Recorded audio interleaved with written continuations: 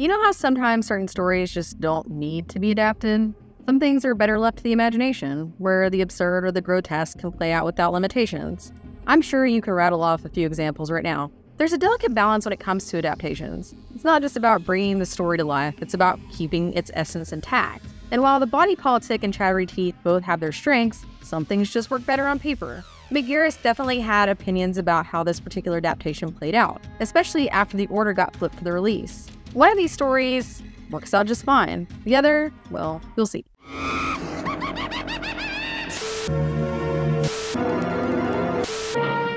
Quicksilver Highway having just 2 stories feels a bit odd, until you find out they were hoping it would spin off into a series. Spoiler, it doesn't. John McTiernan, yes, the John McTiernan of Die Hard and Predator, wanted to direct a horror anthology based on folk tales and ghost stories. Except, McTiernan wouldn't be directing it or writing it. Enter McGarris, approached by CAA with the request to write a 1-hour pilot for McTiernan's idea. Garris, being Garris, wasn't exactly thrilled by the concept they put together and instead pitched adapting stories from Stephen King and Clive Barker. Already familiar with the Kingverse, Garris immediately grabbed Chattery teeth. Then, after combing through Barker's catalog of twisted delights, his library of erotic grotesqueries, if you will, Garris landed on the body politic. Barker hadn't thought of it for a film, but gave the thumbs up anyway. ABC initially flirted with the idea of making it a series, but the head exec at the time turned it down. That's when Garris and crew took the project over to Fox, who loved the concept but wanted a 2-hour movie instead. That's how Quicksilver Highway was born.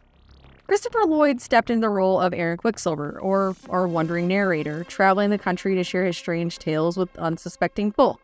Garris initially wasn't sold on Lloyd for the part. He pictured Quicksilver as a more seductive, more mysterious kind of guy.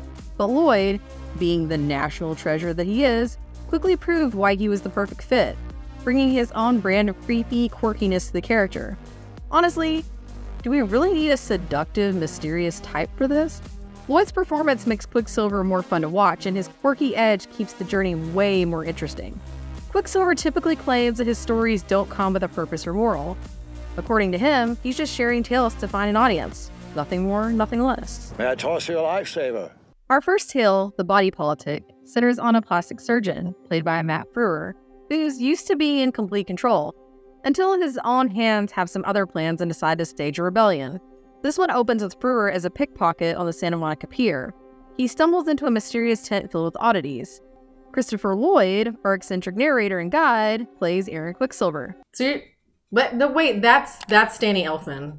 No, it's not. What do you mean it's not Danny Elfman? I think I know Danny Elfman accurately. It's Christopher Lloyd. I mean, you can see why I would make that call, right?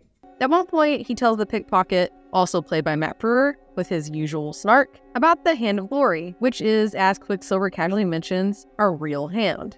The pickpocket is intrigued, but Quicksilver reminds him of how little we consider what we do without our hands, until we no longer have them. Then we dive into the telling of the story itself. Charlie, also played by Frewer, is a successful plastic surgeon who agrees to perform a surgery on a woman who is practically melting. During the operation, he fumbles the scalpel not once, but twice, creating a hilarious moment that's made even more amusing by the fact that Clive Barker himself makes a cameo in the scene. On his way home, Charlie starts swerving dangerously, realizing something is off when he asks his hands, Don't you guys love me anymore?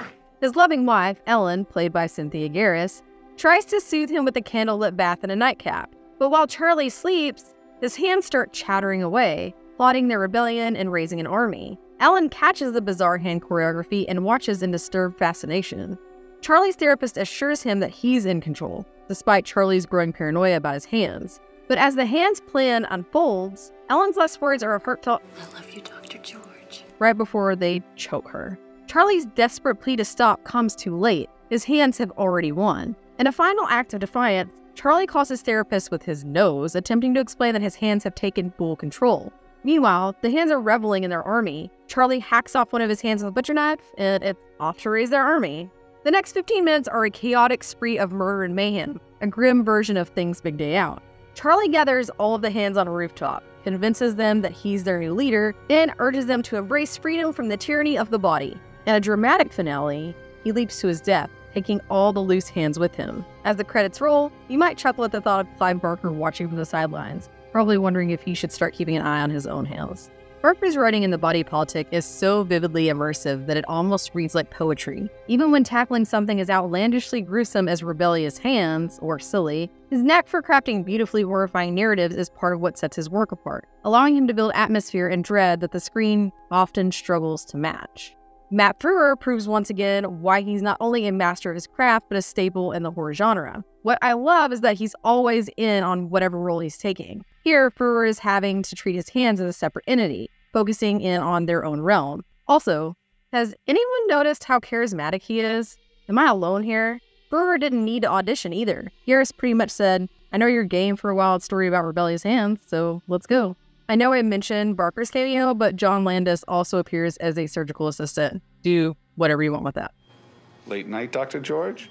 I love how distressed the nurse is when she's in the room with Charlie and the therapist. The nurse's reaction was so overly emotional, you'd think she was auditioning for a soap opera. I mean, sure. It's shocking that some guy's hands are plotting a murder spree.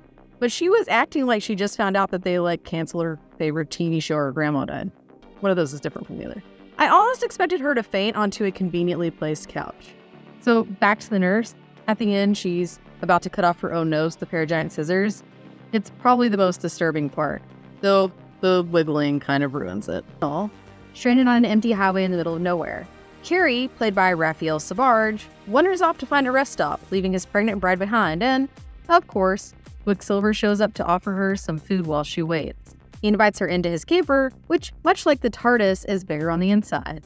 Except, instead of his control room, it's hiding a Victorian home with a proper dining room. Quicksilver, in his usual mysterious way, starts talking about collecting stories and oddities from the dark part of America. Without darkness, there can be no light, he tells her, which understandably leaves Missy feeling a bit uneasy. As her teeth begin to chatter from the cold, he hands her a blanket and begins telling her about another set of chattering teeth. Bill, also Sbarge, is a salesman who should have been home ages ago, but, that's the job. While stopping for gas, he picks up a pair of toy chattering teeth as a peace offering for his kid, not realizing those teeth will eventually come to his aid. Bill runs into a hitchhiker, aptly named Bryan Adams, played by Silas Weir Mitchell, who I would definitely not give a ride to, because who does that anymore? But considering there's a pretty nasty storm, he decides to go against his better instincts.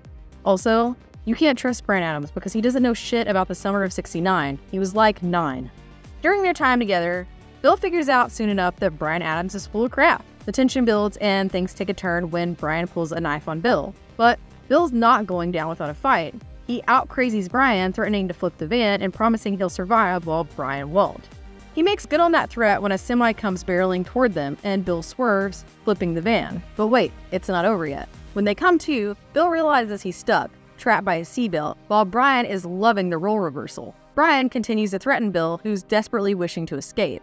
That's when Bryan finds the Chattery teeth in the car and starts playing with them, getting them uncomfortably close to his face. You know it's going to get ugly soon. Suddenly, the teeth snap down on Bryan, and they don't stop. Bill, terrified, braces for what's next, but the teeth have no ill will toward him. They're content with Bryan as their sacrifice, dragging him off into the desert. Before we continue with our video, here's a reminder to click the Store tab on any of our JoBlo channels and browse our collection of the latest and freshest designs in our merch store. Go get you some. Almost a year later, Bill's back on the road, and of course, he ends up at the same gas station. And there they are, the teeth, waiting for him like they were always meant to be together. Why didn't we start with this one? I know, complaining a lot. Can I call Fox's complaint department? Okay, so I think I'm with Garrus on this one. I don't know why we didn't start with Chattery teeth. This was something that Fox wanted. As far as pacing goes, Chattery teeth sets up the body politic so that when the body politic comes up, it's not as outlandish and wacky and weird. You're kind of ready for that. You've done the suspense part and now you're doing the fun part. So I unfortunately, it had to be that way, I think, or Fox wouldn't have aired it. Veronica Cartwright, Lambert, who is in too many things to name but is also a friend of horror, is so delightfully charming here as Myra. I was also really impressed by the design of the Chattery teeth toy. It's over-exaggerated and massive, which is not what I expected going into it. It's also mildly hilarious that the teeth are just like, I got this, bro, and just takes care of it. What if we had a whole Chattery teeth vigilante series? I love the dynamic between Sabarge and Mitchell. Sabarge channels a toned-down defense from falling down, while Mitchell gives off a Harry from Home Alone look energy. Only this time, he's generally intimidating. On to the aftermath. The movie premiered on Fox as promised, but it missed the mark. No shocker, no green light for more movie-sodes. That was it, one and done. By the time it aired, Fox execs were too busy chasing sports ratings and sitcom laugh tracks, leaving Quicksilver Highway to quietly fade from memory. This didn't slow down the frequent King collaborator one bit. He went on to direct some episodes of The Shining miniseries, Writing the Bullet, Masters of Horror, which we've previously discussed, go check it out, and started his own podcast, Postmortem. Maybe the timing wasn't right, or maybe it didn't get the marketing push it deserved. As someone who appreciates anthologies, and maybe I'm a bit biased, there's always a place for stories like these. They just need the right moment, the right audience, and maybe a little more love from those in charge. I believe Garrus had a bittersweet moment over it all. He loved both stories, and Lloyd's take on Aaron Quicksilver had completely won him over. So guys, what did we learn from this? Always keep your hands happy, and think twice before buying wind-up toys. Life lessons courtesy of Stephen King.